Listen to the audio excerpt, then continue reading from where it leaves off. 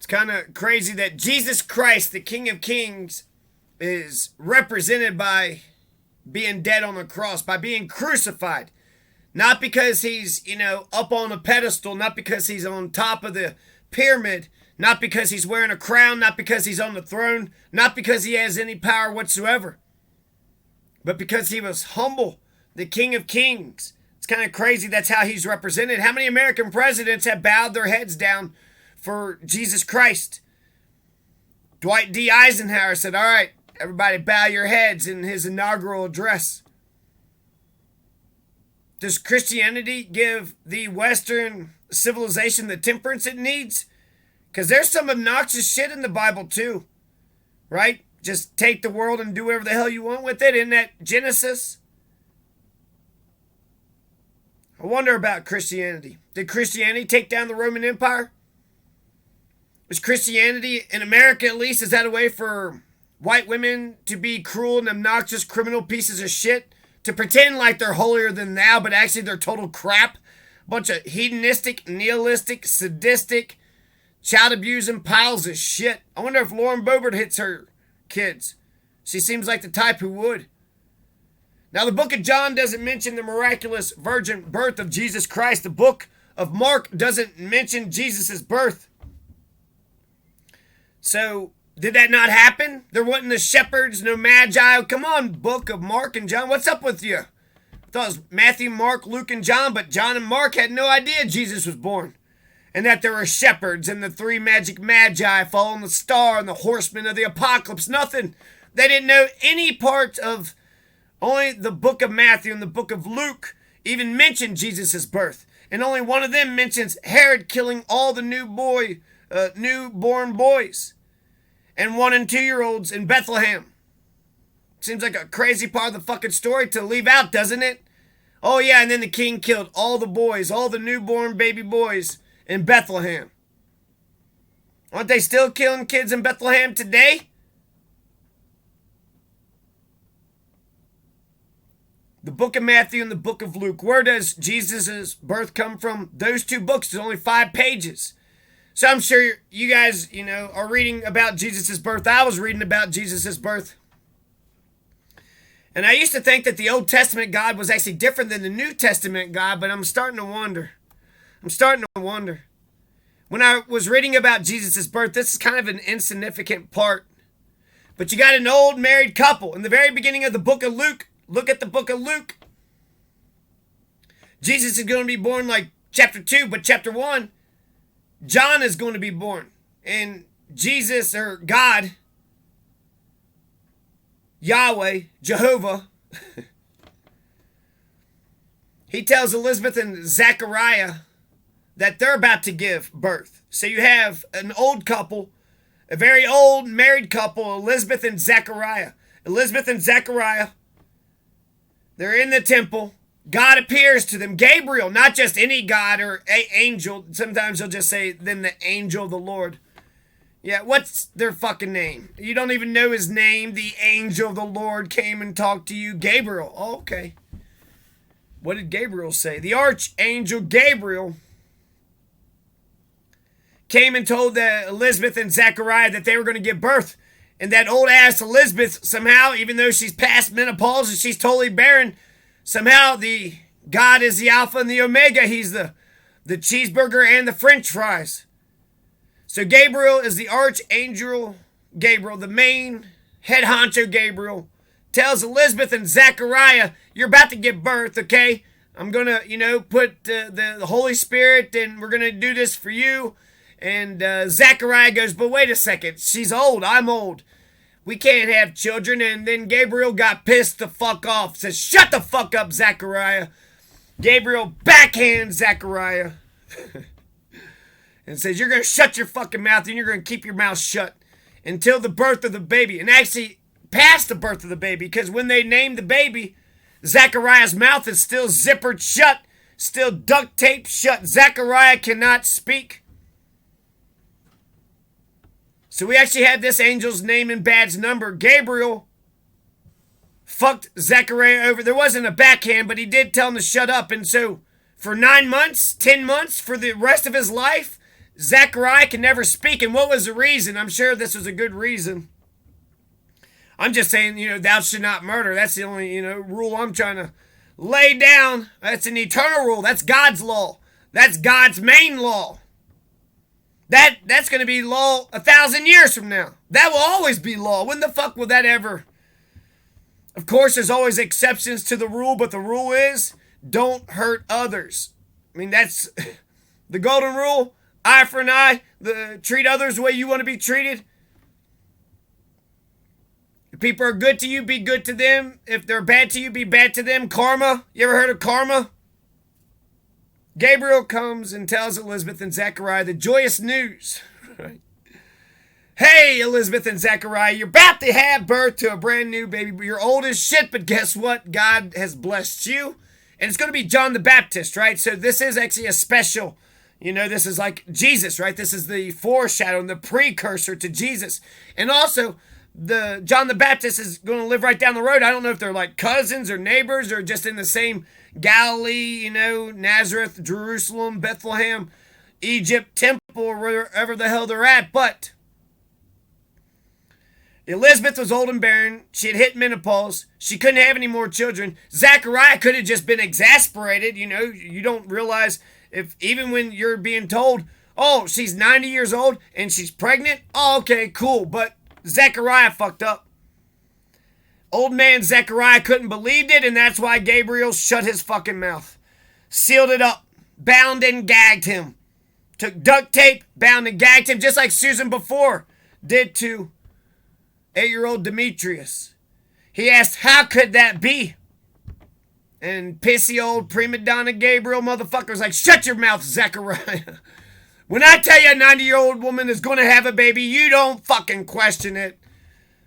You don't question it. So Gabriel's an angel, a ghost. A ghost appeared before them. We're supposed to believe that they have. And then, what are you being such an asshole for? I thought angels were like good and sweet. Gabriel's being such a dick. Why is Gabriel being such a fucking prick to Zechariah?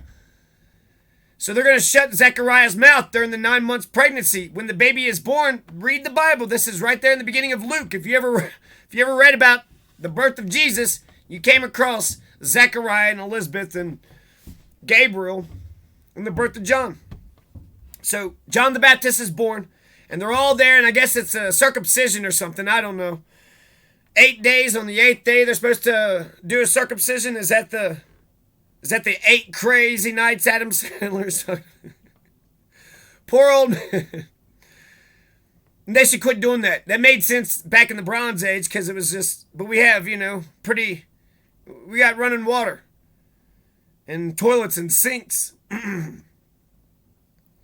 So we don't need to do that circumcision bullshit. We also don't need to do the poor people and the homelessness. This is the land of abundance.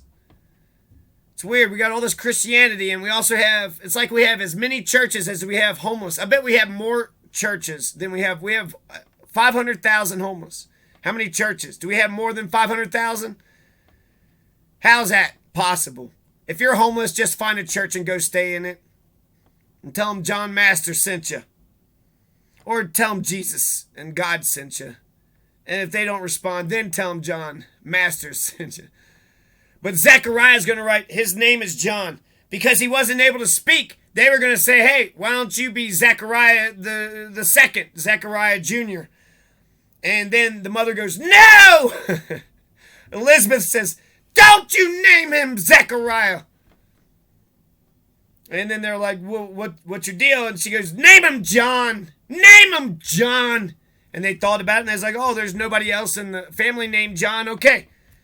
His name's going to be John if Zechariah approves of it. And Zechariah is like all smiling in the movie. And then he gets the book and he writes it down. His name is John, or his name shall be John. And that was supposed to be like a big moment for Zechariah. But he let Gabriel kind of push him around like a nobody. Oh, you wrote down his name is John on a piece of paper. This is weird. I don't believe any of this. This make it seems like the priest, the damn priest, or the scribes, probably the scribe and priest, they are sitting there telling Elizabeth she's going to get pregnant, and then they probably tried to knock her up or something. Zechariah Oh, there's something weird going on here. Anyways, what's the point of this story?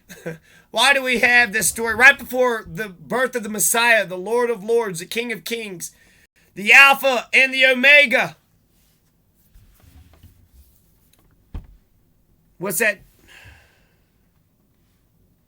Cheese? It's not Cracker Jack. The something in the Colby. Damn it. Damn it! The Pepper Jack. Anyways, the Alpha and the Omega, the Pepper Jack and the Colby. So what's the point of the story? That the Old Testament God is just as big of a dick as New Testament God, that's the same one? And if you don't believe in stupid, insane shit, then God will just immediately punish you? You could have showed some evidence, showed something. Hey, this 90-year-old woman is going to get pregnant. No shit. Shut your mouth. That's too much. That makes no fucking sense. Hey, that, fucking zebra just jumped over got wings and turned into a unicorn and flew over the moon. Really? Shut your mouth. If any insane shit that Gabriel says, I guess if the good God fucking crazy Gabriel comes in and was like, hey, if the fire and like comes out of what, fucking Dimension X through some portal. If you allow your imagination to make your Gabriel real, then how dare Zechariah? But 10 months of silence, Gabriel don't believe in free speech. So Gabriel's not an American. Gabriel doesn't believe in American values and doesn't believe that we all should be free. Gabriel is such a authoritative. Shut your damn mouth.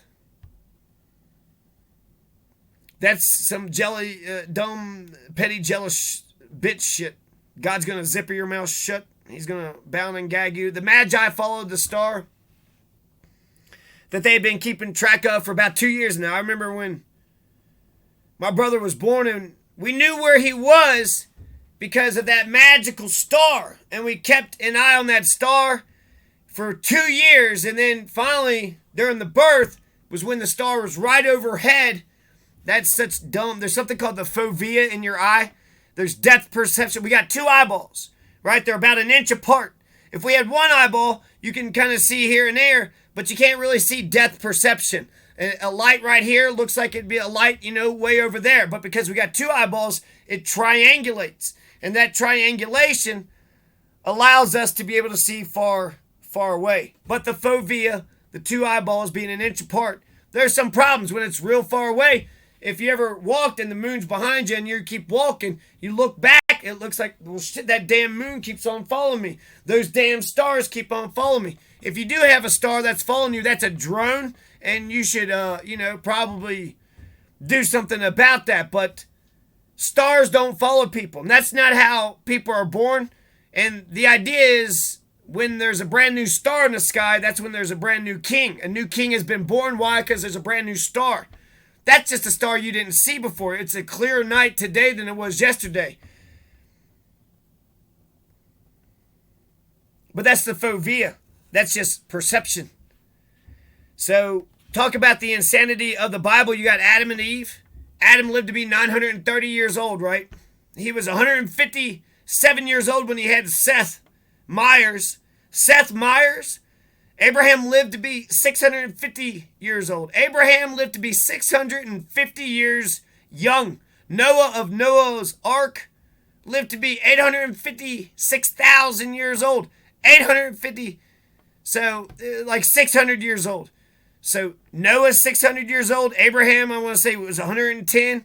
Somebody was 130. Adam was 930. Get the fuck out of here. The oldest person I know that ever lived was 120. I've never heard of anybody breaking 121. But Adam was 130 years old when he had Seth Meyers. Seth Meyers has his own parents. It wasn't you, God, or Adam and Eve, and then fucking Abraham and Isaac. Was it Isaiah or Isaac? No, Abraham and Isaac.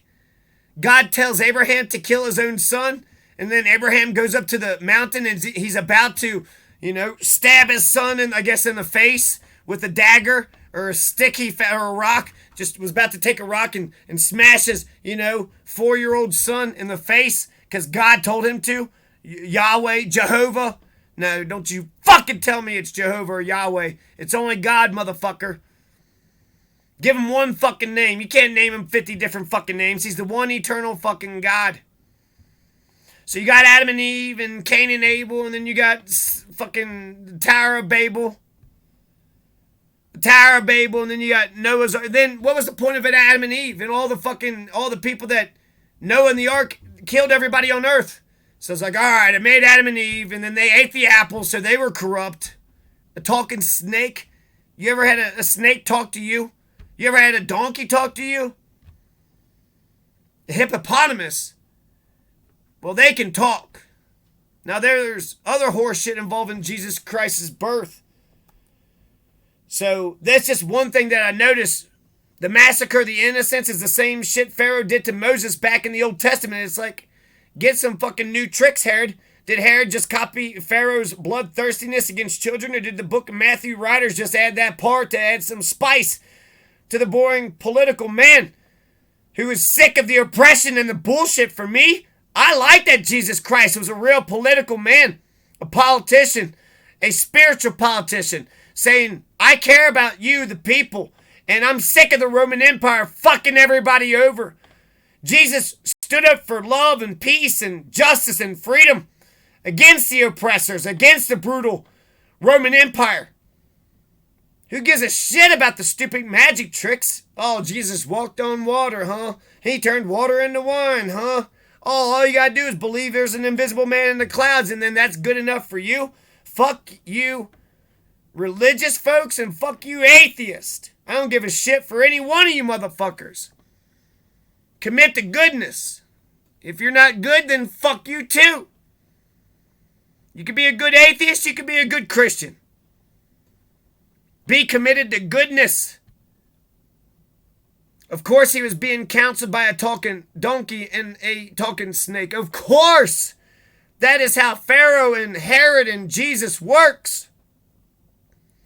I had a donkey and a snake. There was a snake the other day to try to get me to eat an orange. No, that's the orange from the tree of knowledge of muscles and bones and brain. That's the knowledge of the law, knowledge of the doctors. If you never had a snake or a donkey talk to you, you're not a real Christian. When that snake tried to get me to take a bite of the orange, I was like, not today, Satan, not today. When that donkey tried to make me feel bad for overloading it, I said, not today, Satan, not today. You know what Shadrack Chitwood did? His father was a redcoat. You had the American Revolution, so his father got hung. Shadrack Chitwood is my great-great-grandfather. So, old man Chitwood got hung by the American revolutionaries. There was a court-martial, the American revolutionaries, and they said, make sure you love America, right? Yeah, sure, I love America. All right, get the hell out of here. They let Shadrack go. Shadrack Chitwood is going to move to Appalachia in Tennessee. And then there's going to be another war.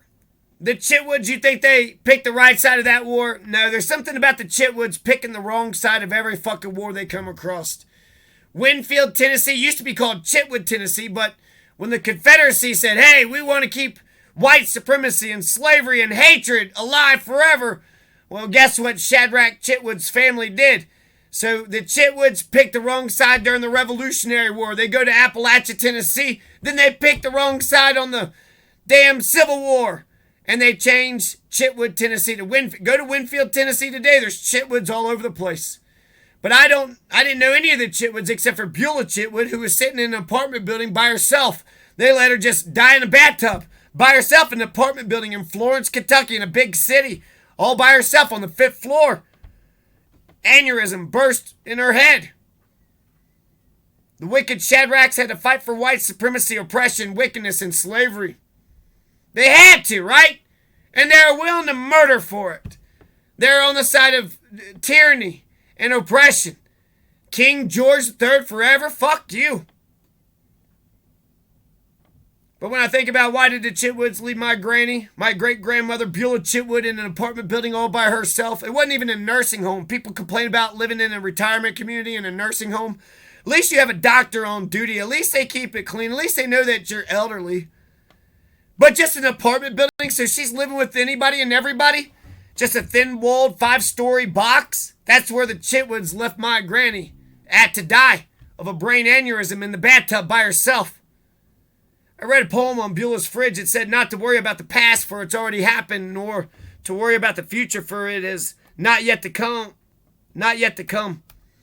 But to make the current day so beautiful and lovely and wonderful that it'll be worth remembering. So I just wanted to share all that with you all. I don't understand the point of Zechariah's mouth being shut by Gabriel. I guess if you're a crooked piece of shit and you're saying a bunch of stupid shit, motherfucker, show me evidence, prove it to me, and if it's going to happen, it's going to happen, you know? If I don't believe you now, who gives a shit? Well, what the fuck does me believing that she's going to get pregnant, and how's that change anything? It doesn't change anything. If anything, it just says that the priest can come in and tell you to shut the fuck up whenever the hell they want to. And it's all a bunch of bullshit. Bronze Age bullshit, Constantine, Romans. Reading the book of Romans is like reading, the book of Nazis for, Judaism. The book of Romans killed Jesus.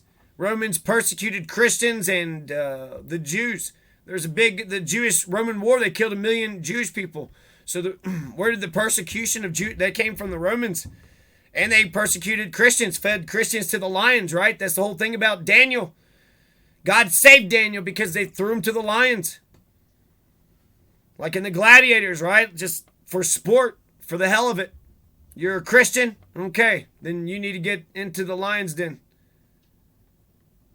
So, Lauren Boebert, she don't know about no Shadrack. I don't know how to exactly end this, but you know what? Let's read about Shadrack. Shadrack, Meshach, and Abednego. You have these 3 guys, Hebrew names, Hananiah, Mishael, and Azariah. You know what? Lauren Boebert should say the Hebrew names because she's talking about the Jewish God. I think they're all one God. The one God, it's a monotheistic religion. So if you believe in oneness, I believe in physics. I believe in nature. I believe in physics, the wind, the sun. I believe in the sun. There you go. Sol Invictus. The sun is God. The moon is God. Earth is God. Physics, the wind is God. The rain is God. Hurricanes are God. Tsunamis are God. But you got Nebuchadnezzar, the king of Babylon, of the second Babylonian Empire. But Nebuchadnezzar the second, they were saying, bow down to the king's image. This is my picture, now bow down to my picture. But, this is actually one of the best things about Christians and Jewish folks is that while they believe in dumb religious shit, they fight against tyranny. They fight against the oppression of Nebuchadnezzar. They fight against the oppression against the Roman emperors and Herod and Pontius Pilate. Why? Because they say, I don't bow down to man. I bow down to my ideal. Thou shalt not murder. My God says, thou shalt not murder. I bow down to only my ideal. I can't bow down to another man. I can't bow down to you. And it's no disrespect to you. It would be just disrespect to my God. So they look like assholes, but they're not trying to be assholes. They're essentially just saying, fuck your tyranny. Fuck your oppression. Fuck you. I won't do what you tell me. They were the Rage Against the Machine before Rage of the Machine came out. The Jews were. And the early Christians, the early Jews and the early Christians were a bunch of freedom fighters, a bunch of rebellious freedom fighters against the empire, against the authorities, against the police. They at first mentioned in Daniel first were alongside Daniel. They are brought to Babylon to study Chaldean language and literature with the view of them serving at the king's court. Hebrew names, the first 6 chapters of Daniel are stories dating from the late Persian Hellenistic. Daniel's absence from the story of the Hebrew children in the fiery furnace suggests that it may originally have been independent. It forms a pair with the story of Daniel in the lion's den, both making the point that the God of the Jews will deliver those who are faithful to him. And Nebuchadnezzar is a real person. You're telling me this story where they had just 3 kids and they're sitting there saying that they were going to throw these kids into the furnace and then God protected them. Guess what? That's not how fire works.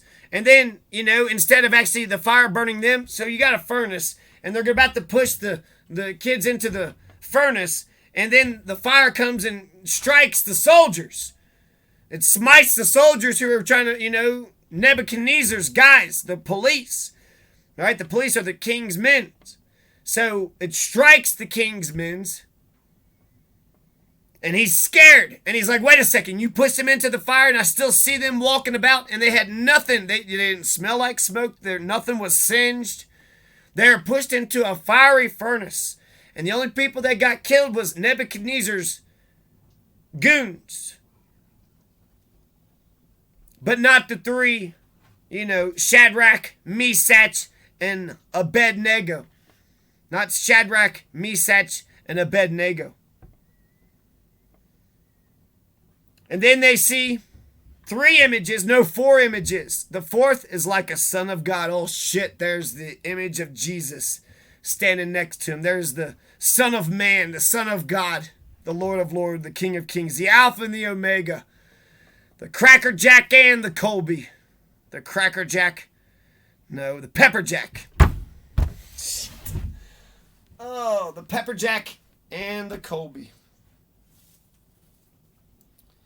So, thank God Shadrach was saved. But Nebuchadnezzar's an actual fucking emperor. He was the emperor of the... let's talk about who Nebuchadnezzar was a little bit.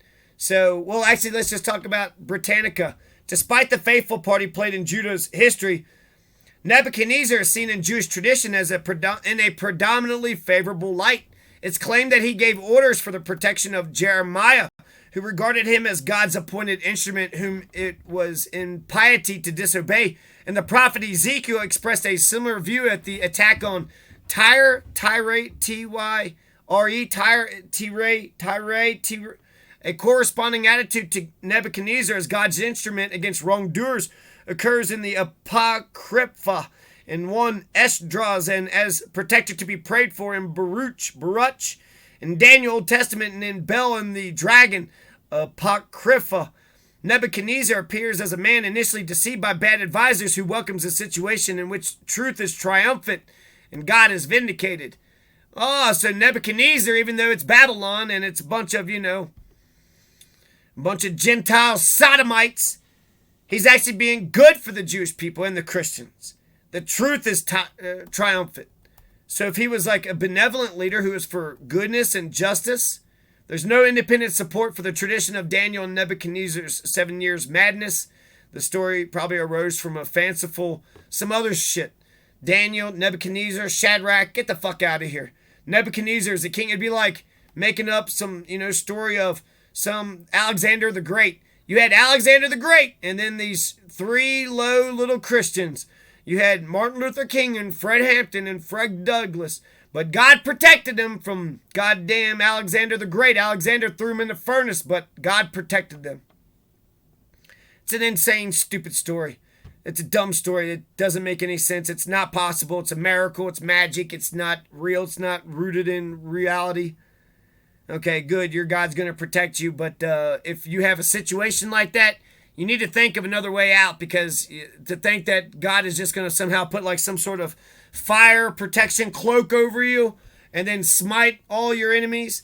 That's what happened with Daniel and the lions. They sealed the lion's mouth, and then when they came out, King Darius saw that Daniel's God protected him, so therefore Daniel's God must be real, and then he smited all of his, not just his enemies, the ministers or whatever, but their families too, their wives and children. So it's good to be on the side of the king, and when the king is on your side, that's the best case scenario, is it not? So the book of Daniel, this is Shadrach, Meshach, and Abednego. So yeah, Lauren Boebert had mentioned this, and all this came from that. That's sort of the real story. But Nebuchadnezzar was an actual emperor. So Alexander the Great never tried to kill baby Martin Luther King Jr. That'd be a crazy story. Martin Luther King Jr. was born in a manger. Martin Luther King Jr. was born in swaddling clothing, and King Herod tried to send all of his men out to go kill him, and then Magi followed a star, and they saw baby Martin Luther King Jr. It makes more sense to worship Martin Luther King Jr. He was real. I mean, if you need to worship a man, if you need to worship a person.